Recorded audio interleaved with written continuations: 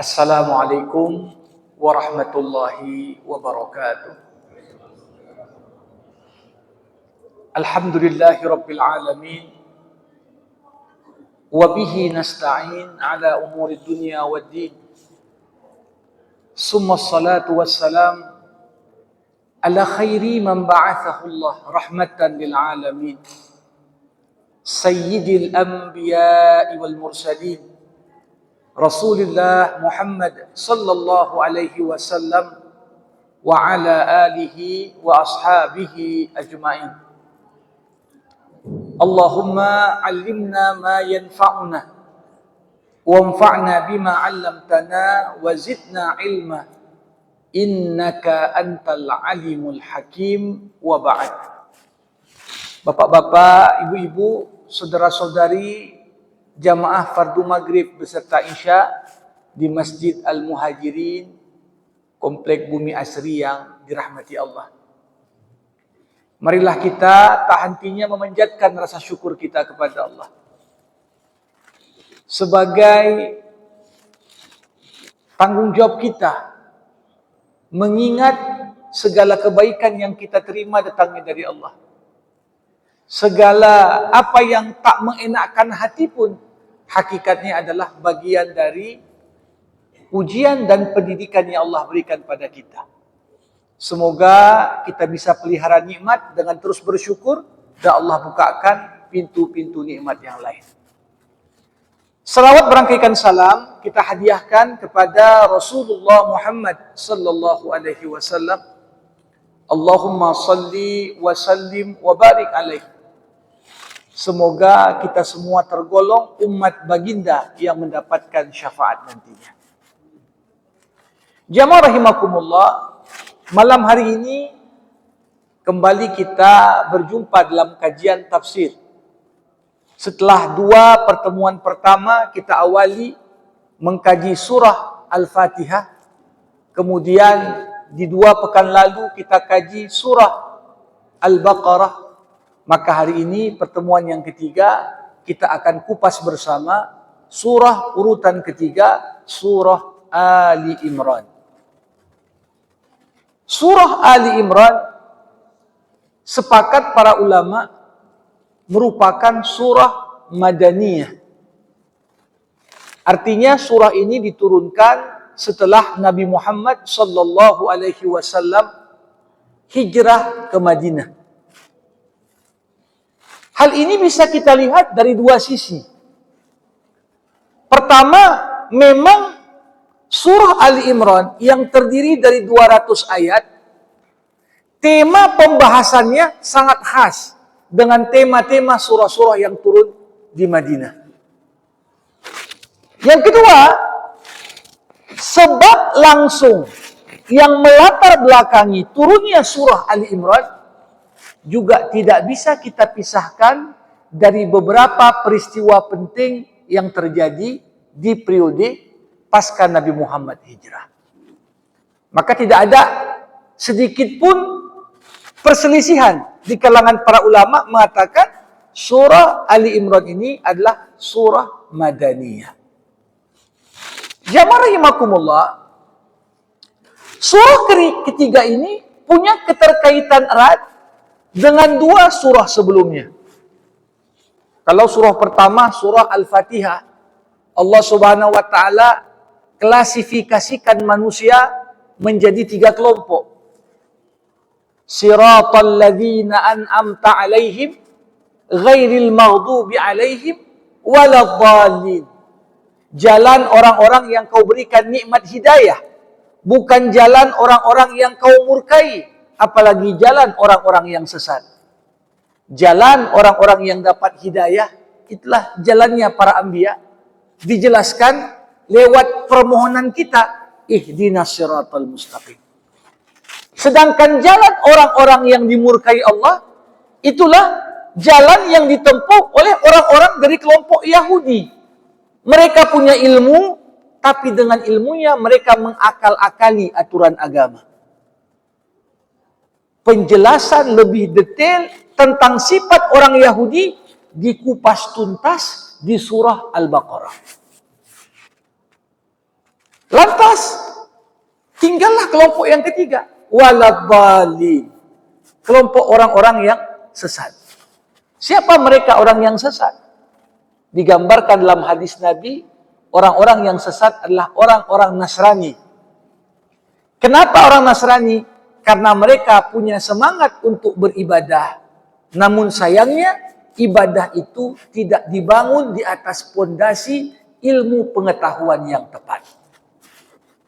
Maka dari itu, kaitan antara surah Ali Imran dengan surah Al-Baqarah dan Al-Fatihah sebelumnya, surah Ali Imran ini adalah surah yang secara spesifik memberikan penjelasan detail tentang kelompok Nasrani. Kalau Al-Baqarah cerita tentang Yahudi, maka surah Ali Imran bercerita tentang Nasrani. Jamaah rahimakumullah. Keterkaitan surah Ali Imran ini bukan hanya nampak jelas dengan 2 surat pertama. Tapi 3 surat pertama ini punya keterkaitan erat dengan 3 surat terakhir. Kalau kita lihat dari awal mushaf, itu pertama Al-Fatihah, Al-Baqarah, baru Ali Imran. 3 surah pembuka ini punya keterkaitan dengan 3 surah penutup. Apa 3 surah penutup? Paling akhir itu An-Nas, sebelumnya ada Al-Falaq, sebelumnya ada Al-Ikhlas. Apa yang Allah bahas di surah Al-Fatihah, Allah tutup pula di surah An-Nas. Kalau kita lihat, kita baca Al-Fatihah, kita memanggil Allah dengan 3 panggilan. Kita panggil Allah dengan Allah, kita panggil Allah dengan Rabbul Alamin, kata Rabb. Kita panggil Allah dengan Malik Yaumiddin, kata Malik. Ada Allah, ada Rabb, ada Malik. Ketika kita lihat di surah An-Nas sebagai penutup Al-Quran, ketiga kosakata ini Allah ulang. Qul a'udzu birabbin nas, kata Rabb. Malikin nas. Yang ketiga, ilahin nas. Kata Allah dan kata ilah ini diambil dari akar kata yang sama. Di surah Al-Baqarah sebagai surah kedua, Allah bercerita tentang kejahatan setan, kejahatan iblis, bahaya orang-orang yang hasad dan dengki, bahaya orang-orang yang melakukan perbuatan sihir. Di surah Al-Falaq, Allah ulang lagi di situ. Qul a'udzu birabbil falaq min syarri ma khalaq. Allah singgung tentang bahaya tukang sihir. Wa min syarrin naffatsati fil 'uqad. Allah singgung juga di akhir surah tentang bahaya hasad. Keterkaitan antara surah Al-Baqarah dengan surah Al-Falaq. Nah, surah ketiga dari awal mushaf itulah Ali Imran. Punya hubungan yang sangat erat dengan surah urutan ketiga dari terakhir. Itulah surah Al-Ikhlas. Kenapa? Surah Al-Ikhlas pada esensinya ingin mengajarkan kepada kita tentang keesaan Allah. Allah itu Maha Esa, tidak ada sekutu bagi Allah. Allah tidak dilahirkan sebagaimana Allah tak melahirkan. Dan makna yang terkandung dalam surah Al-Ikhlas ini pula lah yang menjadi tema utama dalam surah Ali Imran. Jadi, kalau ditanya, apa tema terpenting dari surah Ali Imran? Tema terpenting dari surah Ali Imran adalah tauhid. Bagaimana kita mengesahkan Allah. Bukan sembarang tauhid, tapi bagaimana kita mengesahkan Allah sehingga pengesaan kita terhadap Allah terbebas dari penyimpangan yang terjadi kepada orang-orang Nasrani. Makanya kalau kita lihat hubungan antara nama surat dengan isi kandungannya punya keterkaitan erat. Surat ini dinamakan Surah Ali Imran. Ali artinya keluarga. Imran nama kepala keluarganya. Jadi surah ini dinamakan keluarganya Imran. Apa kaitan antara surah ini dengan isi pembahasannya? Jamaah rahimakumullah, kita tahu dalam surah Ali Imran tadi Allah banyak membantah argumen-argumen yang dikemukakan oleh kelompok Nasrani Kristen. Orang Kristen menyimpang kenapa? Ketika mereka mengatakan Isa anak Tuhan. Karena Isa anak Tuhan, Isa pun jadi Tuhan. Sengaja bantahan itu disebutkan dalam surah yang dinamakan Ali Imran. Sehingga pada nama surah ini diisyaratkan yang kalian bilang anak Tuhan, ini tak lain dan tak bukan, dia adalah cucunya Imran. Siapa Imran? Imran ayahnya Maryam. Siapa Maryam? Maryam ibundanya Isa. Ketika Allah katakan, ini kisah tentang keluarga Maryam. Kalau dikatakan Isa punya ibu, ibunya punya bapak, berarti dia bukan Tuhan. Dia bukan anak Tuhan. Jadi dengan disebutkan nama surah saja, sudah mengisyaratkan kepada kita bantahan yang sangat valid sekali terhadap intisari akidah orang-orang Nasrani. Jamaah rahimakumullah, ada beberapa keistimewaan yang kita temukan dalam surah Ali Imran ini. Yang pertama, tidak ada satupun surah dalam Al-Quran yang di dalamnya berulang kalimat tauhid la ilaha illa huwa lebih banyak dibanding kalimat tauhid yang disebutkan di surah Ali Imran ini. Bisa kita cek dari Al-Fatihah sampai An-Nas. Cuma di surah Ali Imran kata la ilaha illa huwa diulang Allah sampai 5 kali. Berarti ini salah satu indikator surah ini cerita tentang tauhid. Sehingga tahlil mengesahkan Allah lewat perkataan tidak ada Tuhan yang lebih berhak untuk disembah selain Allah. Justru disebutkan 5 kali di surah ini.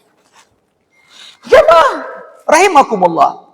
Keistimewaan kedua, ini bisa kita lihat Nabi Muhammad sallallahu alaihi wasallam dalam sebuah hadis sahih pernah menggambarkan keutamaan membaca dan mengkaji surah Ali Imran.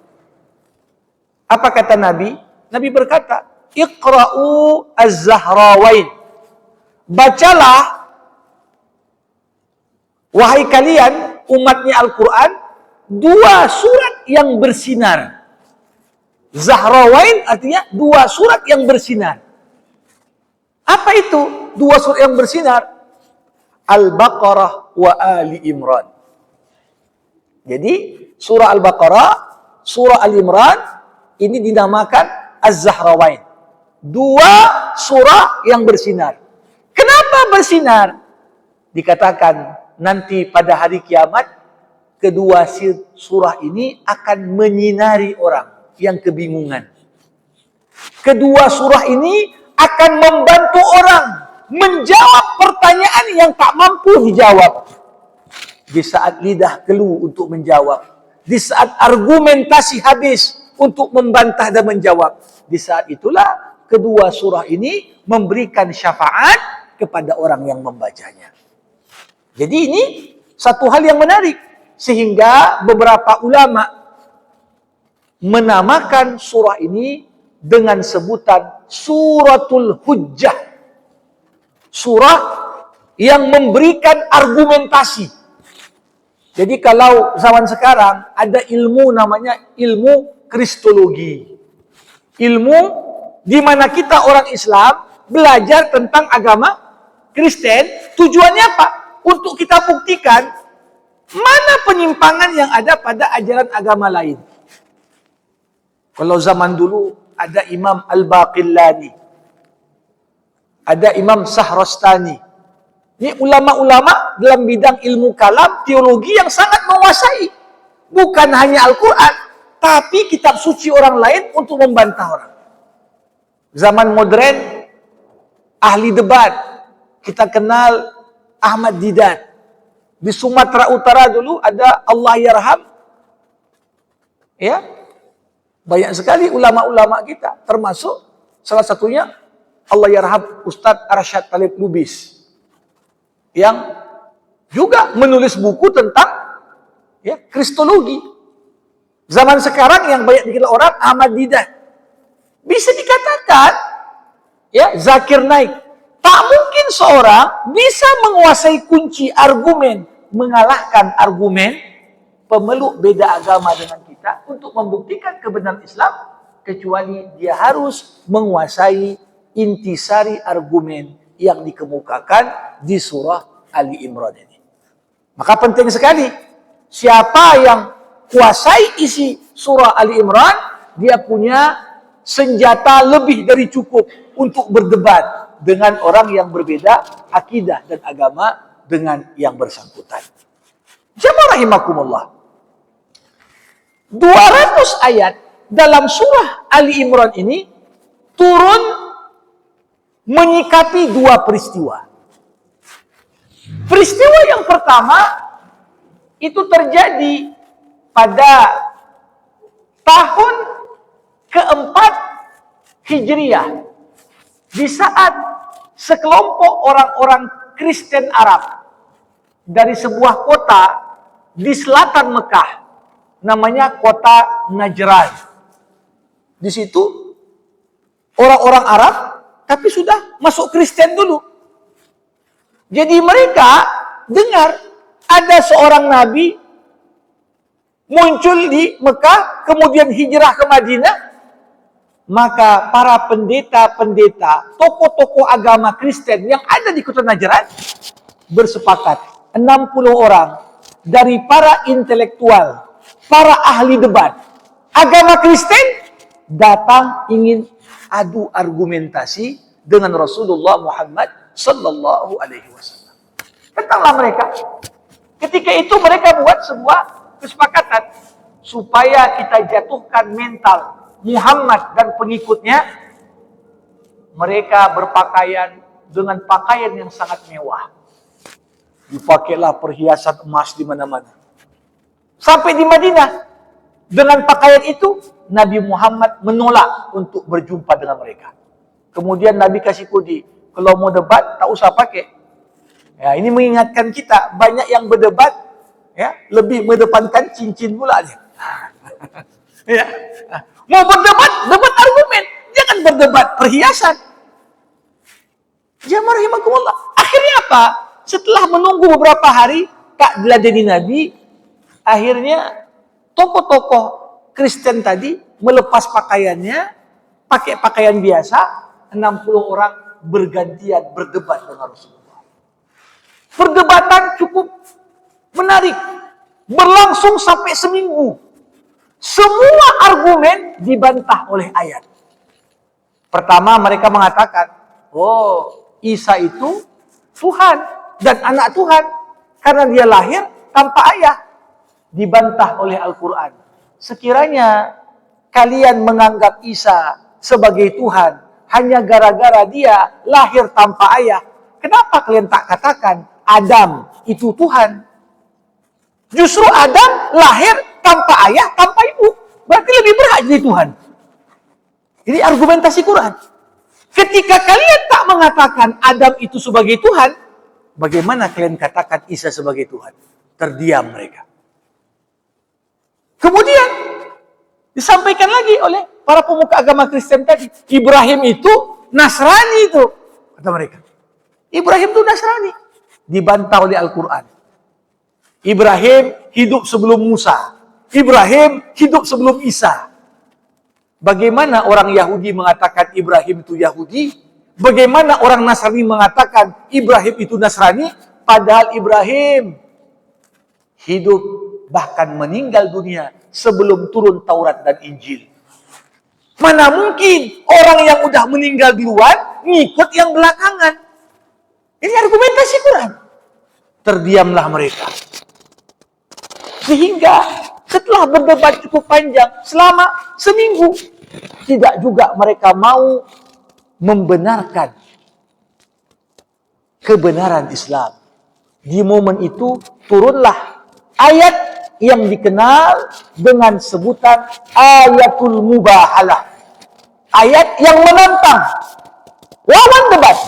Kalau sudah beradu argumentasi, habis waktu panjang lebar, udah habis pun argumen, tak juga dia mau mengakui kekalahan, maka diajaklah ditantang orang yang tak punya lagi argumen untuk bermubahalah. Apa intinya?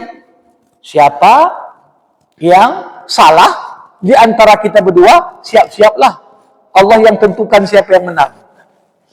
Ketika itu Rasulullah tanpa sedikit pun takut mengatakan kepada para pendeta, kalau aku Muhammad berdusta, Islam ini adalah agama yang benar. Aku siap, diriku, putriku Fatimah, menantuku Ali, cucuku Hasan dan Husain siap dimurkai Allah dan dibinasakan. Lantas Nabi pun menantang, kalian cobalah bersumpah juga yang sama. Ternyata 60 orang tadi tak ada yang berani. Tak ada yang berani.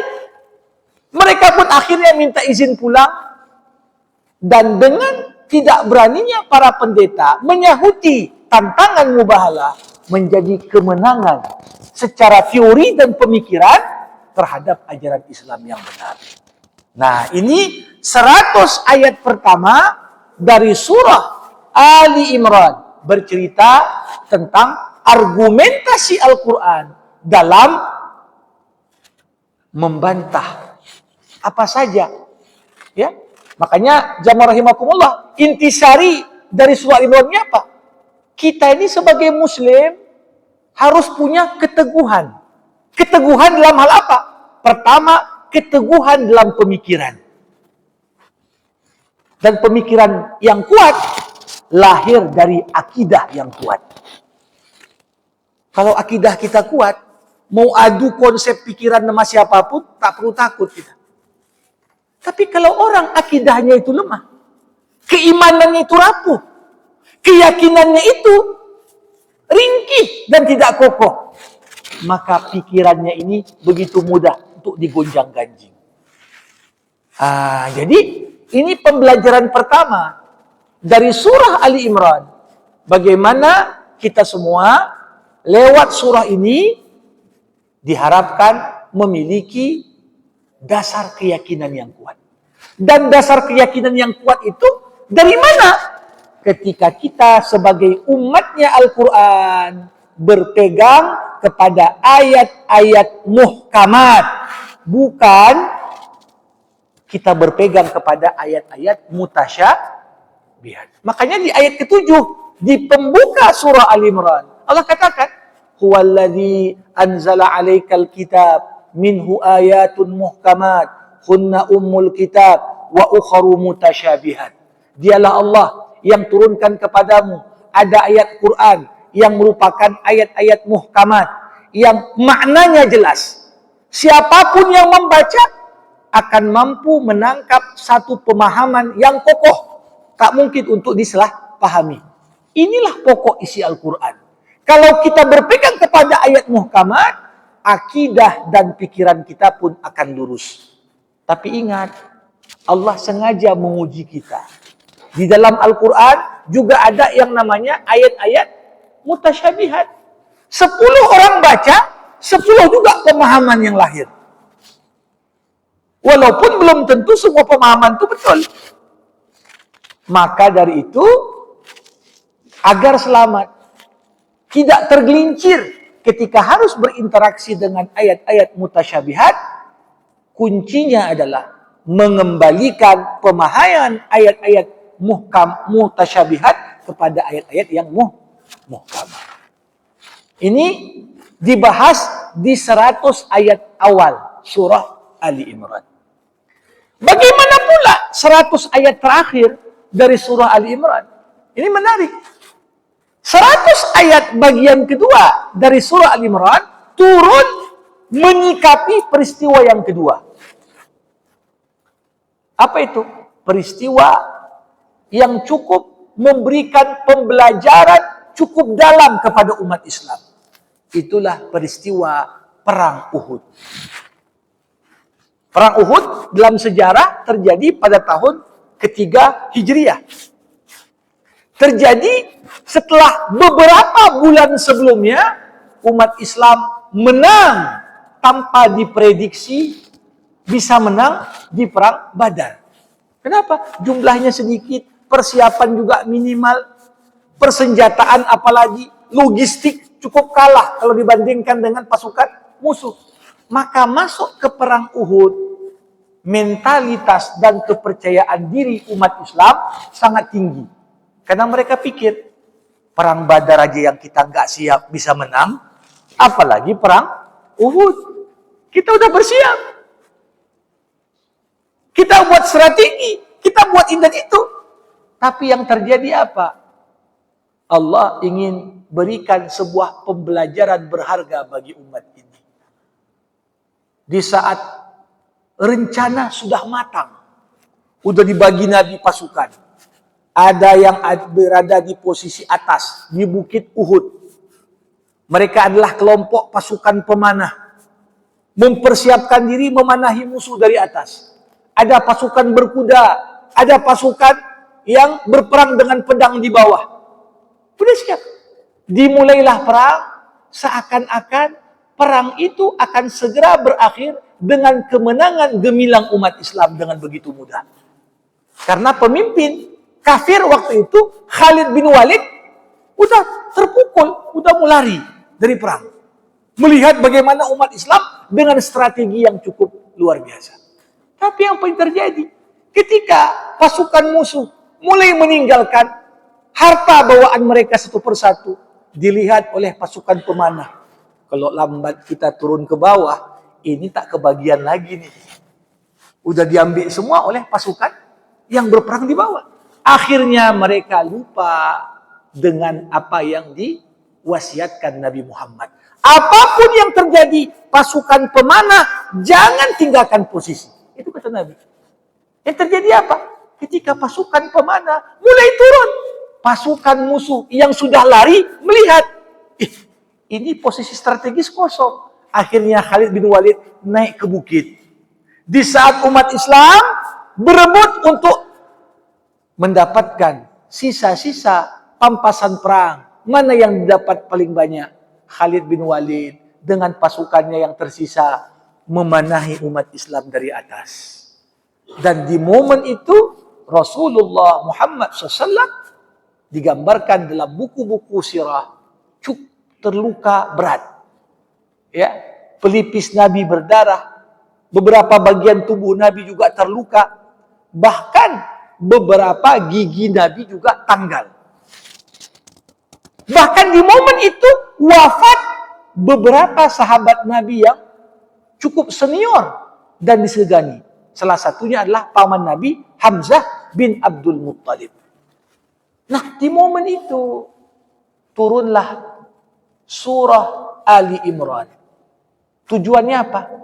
Untuk mengingatkan kepada umat Islam bahwasanya kemenangan yang kalian raih di Perang Badar itu bukan karena kalian hebat, bukan karena kalian siap, bukan karena jumlah kalian banyak, bukan karena persenjataan kalian canggih, tapi kemenangan itu diperoleh karena Allah Subhanahu wa Ta'ala. Di saat kalian lebih siap, jumlah lebih banyak, senjata lebih canggih di Perang Uhud, tapi justru kalian kalah. Kenapa? Karena umat Islam di momen itu lupa kunci dalam meraih kemenangan itulah kedisiplinan dan kepatuhan terhadap perintah Allah dan Rasulnya. Jamaah rahimakumullah.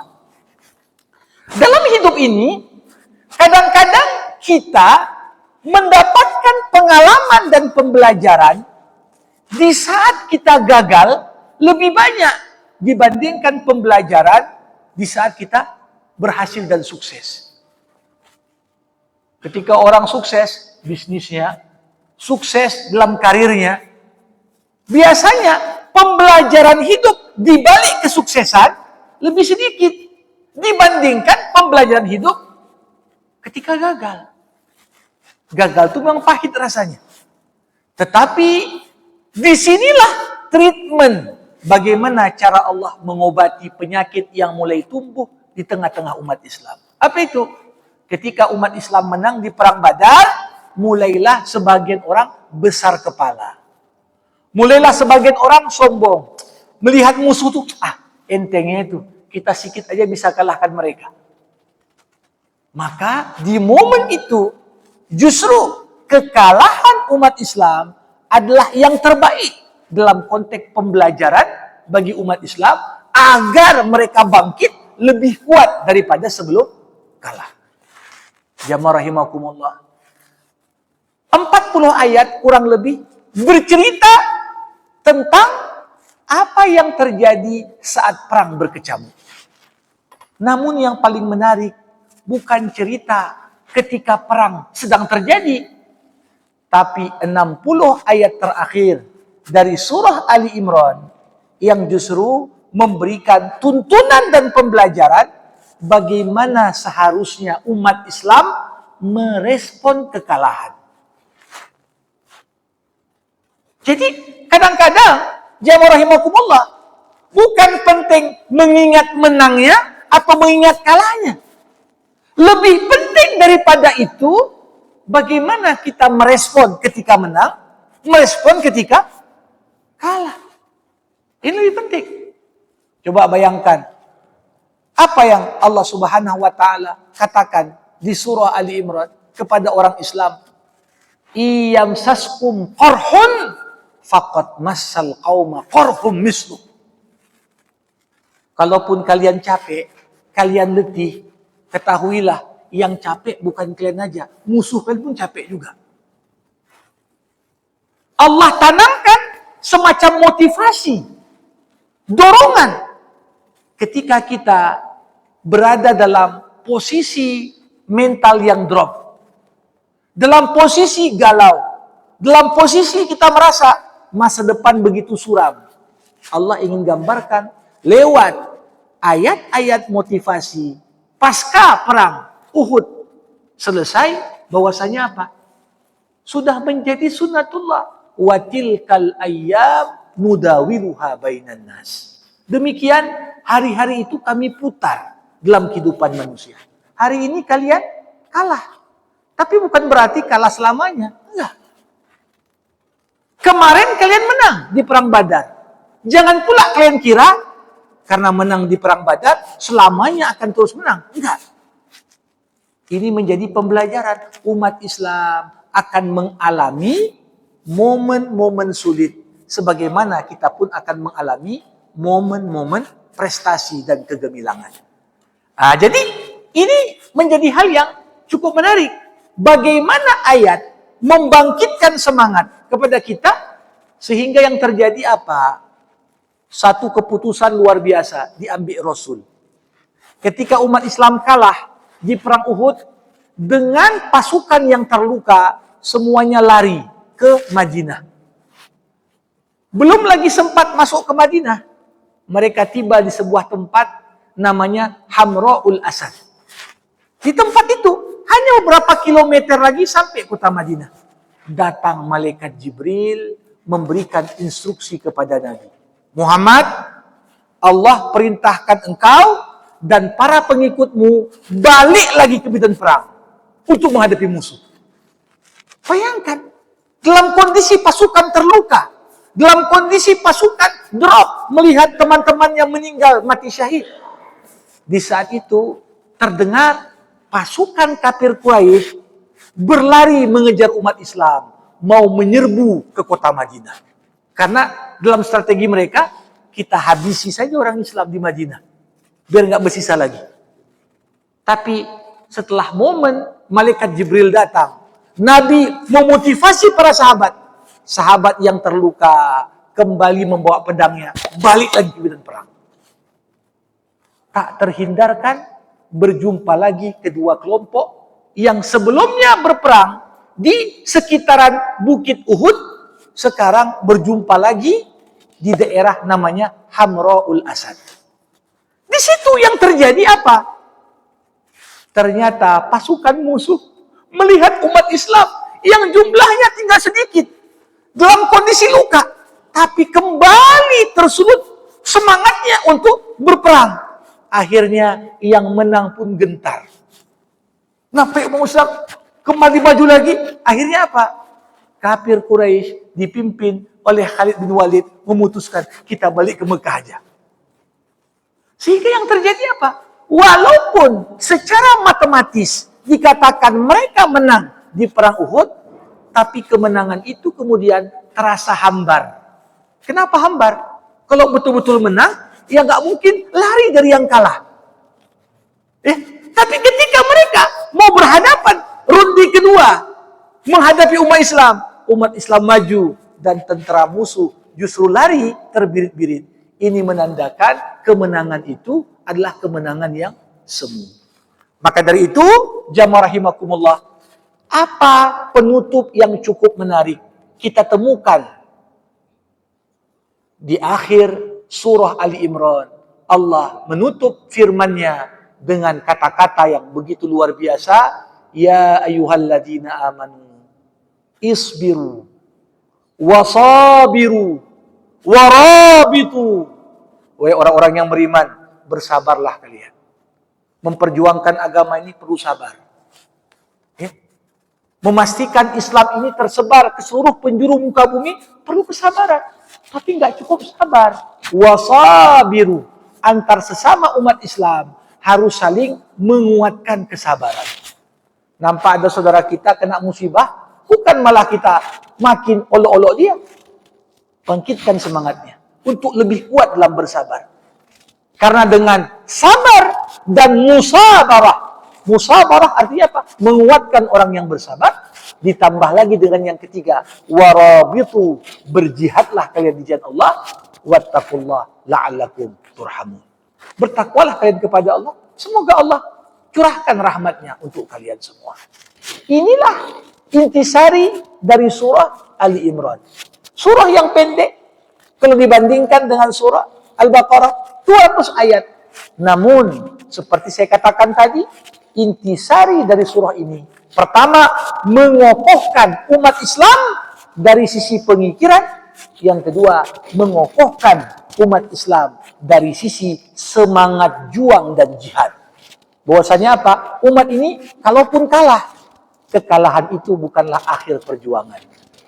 Umat Islam ketika kalah, harus bangkit dari kekalahan dengan semangat yang lebih kuat daripada sebelumnya. Begitulah bagaimana akidah Islam seharusnya menggerakkan kita menjadi para pejuang di jalan Allah. Demikian yang dapat disampaikan. Sebagai pengantar dari surah Ali Imran ini, sebelum ditutup dengan doa, saya persilakan yang mau bertanya, 1-2 pertanyaan sebelum masuk waktu Isya. Silakan.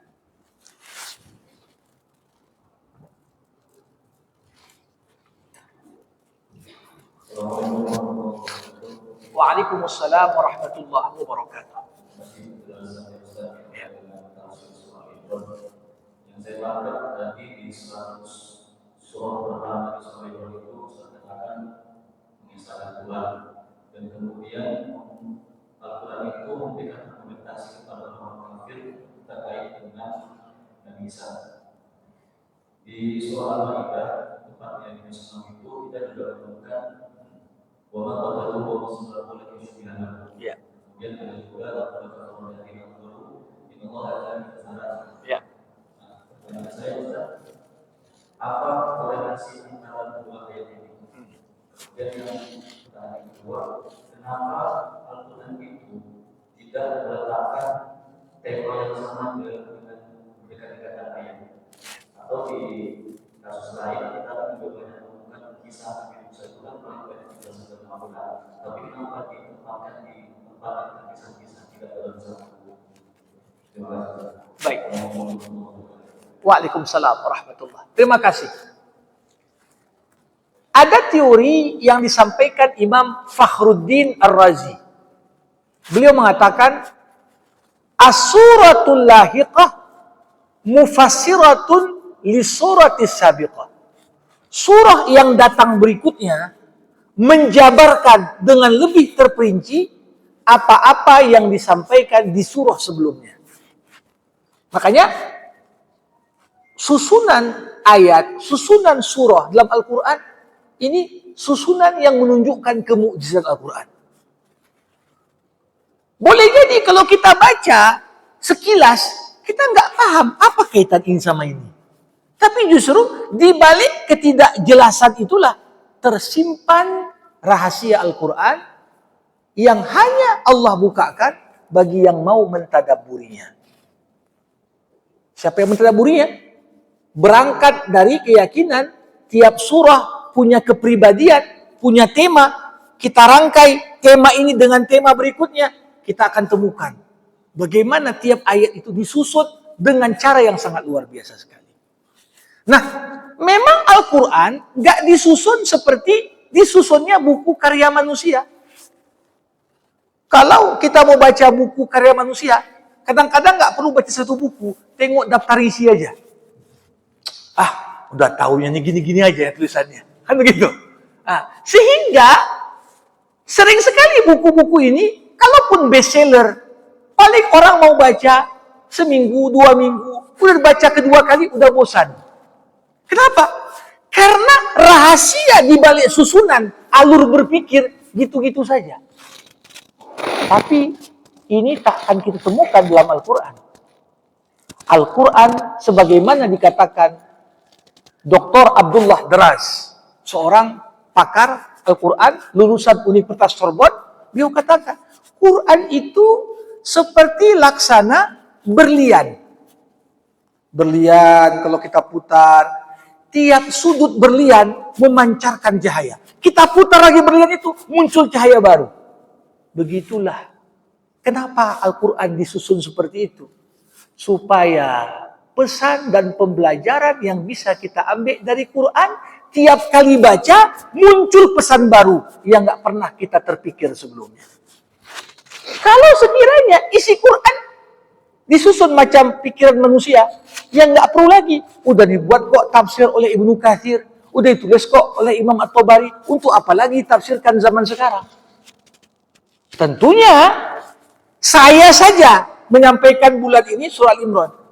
Kalau saya sampaikan bulan depan, saya baca ulang, akan saya sampaikan hal lain dibanding dengan pertemuan hari ini. Makanya nggak pernah ada kata khatam menafsirkan Quran. Kata-kata khatam, membaca mungkin khatam, menafsirkan tidak. Makanya saya katakan, menafsirkan Quran itu macam kita makan kue lapis. Banyak lapisan tuh. Makin kita memiliki atribut menafsirkan yang kuat, makin dalam makna yang bisa kita sentuh. Kalau orang cuma sekedar menafsirkan lewat terjemahan, berapalah makna yang dapat. Tapi dia masukkan ilmu nahu, ilmu balaghah, ilmu ijaz, ilmu kisah Quran, ilmu sumpah Al-Quran. Diterapkan dalam penafsiran.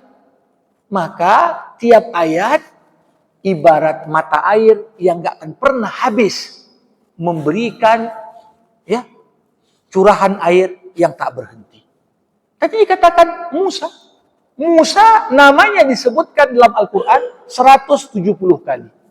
Tapi yang menarik, dari begitu banyak nama Musa, gak ada satupun surah namanya surah Musa. Gak ada. Padahal kisah Musa disebutkan Allah di 17 surat. Kenapa nggak digabungin saja? Seperti kisah Yusuf. Inilah yang membuat Quran itu tak pernah bosan kita. Ya, kenapa? Gaya tiap kisah berbeda-beda. Jadi intisarinya apa? Justru di balik susunan itu terdapat dan tercermin kemukjizatan Al-Quran. Yang membuat Quran tak akan pernah berhenti memberikan makna-makna baru sebagai pesan kehidupan yang relevan dengan tantangan kehidupan kita. Demikian yang mungkin dapat saya sampaikan, mengingat Isya juga sudah masuk, kita tutup dengan doa bersama. Alhamdulillahi Rabbil Alamin. Hamdan yuwafi ni'amah wa yukafi'u mazidah. Ya Rabbana lakal hamdu kama yanbaghi li jalali wajhikal karim wa li azimi sultanik. Allahumma salli ala Sayyidina Muhammad wa ashghil adh-dhalimin bidh-dhalimin wa akhrijna min bainihim salimin. Allahumma 'allimna ma yanfa'una wanfa'na bima 'allamtana wa zidna 'ilma innaka antal alimul hakim. Allahumma arinal haqqa haqqa warzuqna ittiba'ah wa arinal batila batila warzuqna ijtinabah. Allahumma ikhtim lana bihusnil khatimah wa la takhtim alaina illa bihusnil khatimah. Allahumma ansur ikhwanal mujahidin fi Gaza. Rabbana atina fid dunya hasanah wa fil akhirati hasanah wa qina adzaban nar. Wa sallallahu ala sayyidina Muhammad wa ala alihi wa sahbihi ajma'in. Walhamdulillahi rabbil alamin. Terima kasih. Assalamualaikum warahmatullahi wabarakatuh.